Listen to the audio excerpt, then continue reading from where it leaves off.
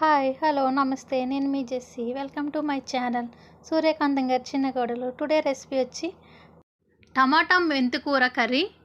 ఇది చాలామంది ఇష్టపడరు, కొంచెం చేదుగా ఉంటుంది, కానీ నా స్టైల్లో ఒకసారి చేసి చూస్తే మళ్ళీ మళ్ళీ చేయించుకొని తింటారు మీ ఇంట్లో వాళ్ళందరూ.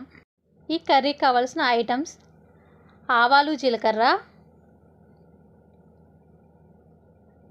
మినప్పప్పు, పచ్చెనపప్పు, వెల్లుల్లి కొంచెం ఎక్కువ కావాలి ఈ కర్రీకి, అప్పుడే టేస్ట్ బాగుంటుంది, సాల్టు, కారం, ఇంకా ఆయిల్ 2 టేబుల్ స్పూన్ ఆయిల్, కరివేపాకు, ఒక కప్పు నిండా టమోటా, ఆనియన్స్ కొంచెం ఎక్కువ ఉండాలి, ఆనియన్ టమోటా ఈ కర్రీ, ఇంకా మెంతికూర.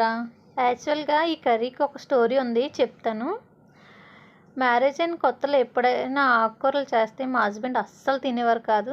ఫస్ట్ టైం ఒకసారి మెంతికూర కర్రీ చేశాను, చేస్తే ఈ కర్రీ నేను తినను, మేకూరలు తినేవాడు, నాకు ఆకుకూరలు ఎందుకు చేసి నేను తినను అన్నారు. ఒక్కసారి బాగా తిను, నచ్చకపోతే ఇంకెప్పుడు కూడా నేను ఈ ఆకుకూర చేయనని చెప్పాను.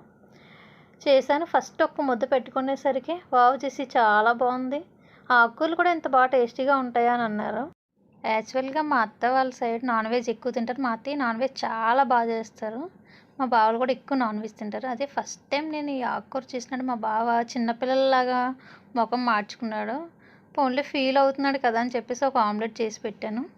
కానీ నెక్స్ట్ టైం నుంచి మా బావ అసలు ఆమ్లెట్ కూడా వద్దు చేసి చాలా బాగుంది, ఇలా నార్మల్గానే తింటాను ఇది అన్నాడు.